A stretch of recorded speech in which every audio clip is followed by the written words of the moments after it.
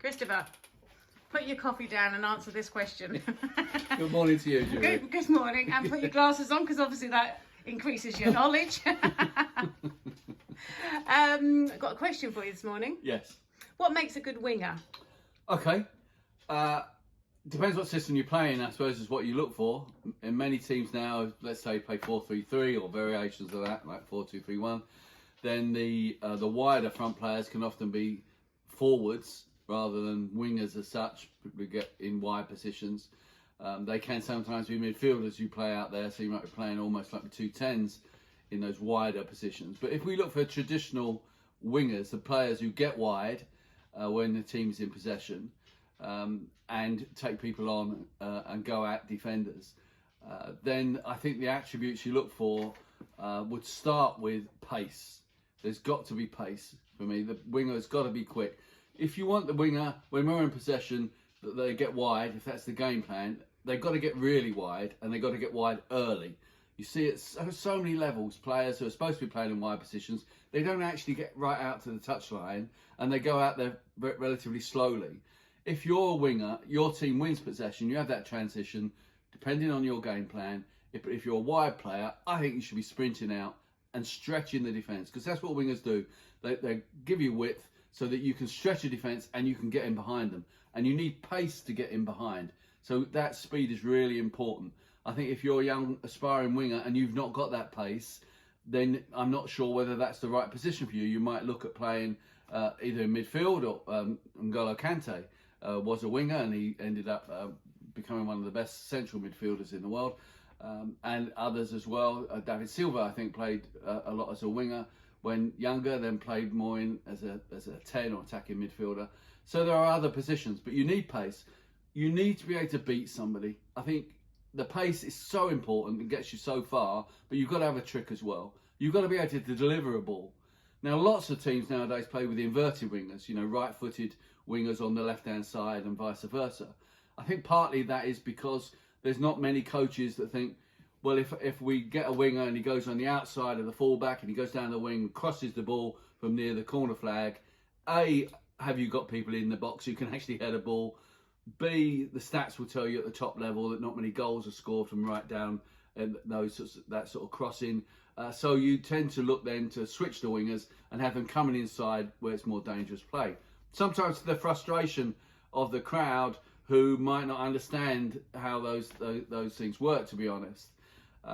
So if we have a traditional winger, maybe going on the outside or going inside, you need pace, you need trickery, and you need the ability to deliver crosses or passes and maybe contribute in goals as well. When the other team's got the ball, then I think you're really looking at, can your winger follow the instruction? If the instruction is a high counter press, do they snap into that when there's transition and put that pressure on the defender, work as a unit with the other forwards? If it's a mid press or a low press, do they sit back? Do they block the channels for through balls and so on? Do they get on different lines from the fullback so that they're ready to receive the ball and go forward? All those sorts of technical things. But to find a real quick winger who can go past people, has a trick, and can deliver a good ball and will score you a few goals, it's very difficult to find, actually. It seems like pace is a really important attribute for footballers, especially young footballers, if they want to be scouted. Can they build pace? Do they train for that sort of thing in their clubs? Or should they be?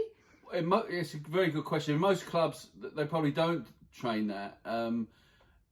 You'll know from gymnastics, there's a lot can be done on the technique of movement, and particularly it's the pace over the first 5 meters that's important.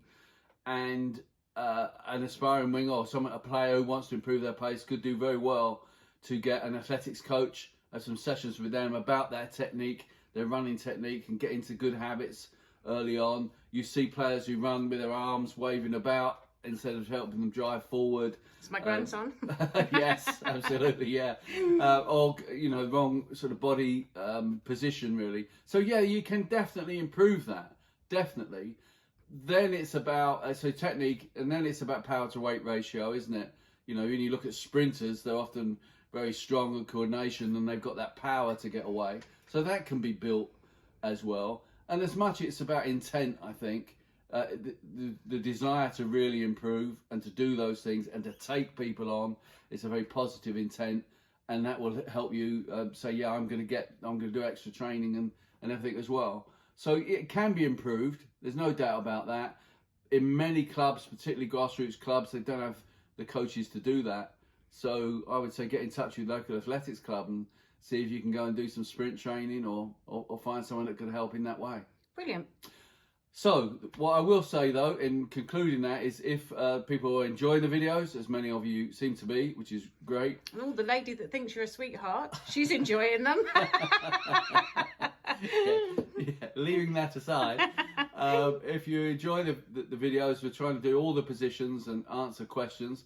Going forward, we hope to have a regular Friday video of answering questions. So that'll be a regular sort of feature on a Friday to answer loads of questions, try and get through quite a lot all at once. But generally, please follow and share. Thank you. Thank you.